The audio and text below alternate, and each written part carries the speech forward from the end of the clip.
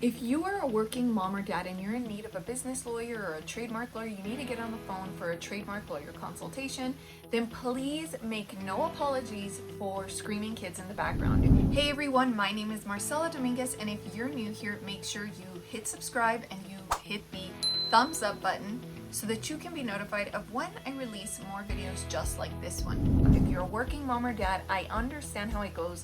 You're taking care of your kids while you're trying to build and grow a business.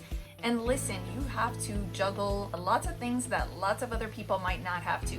Some people are given the privilege of being able to focus on a single task at hand without having to worry about their kids and without having to worry about who's gonna feed them, bathe them, change their diaper, entertain them, all while working toward your own goals. I wanted to create this video because I wanted to remind you that as someone who has been there and who has done that and who is completely sympathetic and empathetic to your situation, please do not make any apologies if you are calling me and if you are scheduling a consultation and you have screaming kids in the background. Now, if your child is asking you questions, again, please do not feel the need to brush them off. If you want to put me on speaker and you want to include your children in our conversation, I know that what we talk about is attorney-client privilege, and if you allow your children to be a part of the attorney-client communications, then that is quite all right with me because you are also teaching them in the process.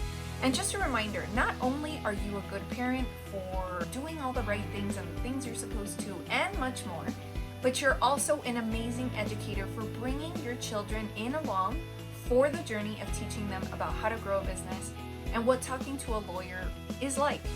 Just give them a small taste by allowing them to be a part of your journey and to join in on our conversations if need be.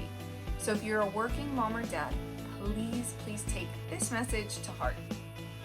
Again, I wish you luck on your business.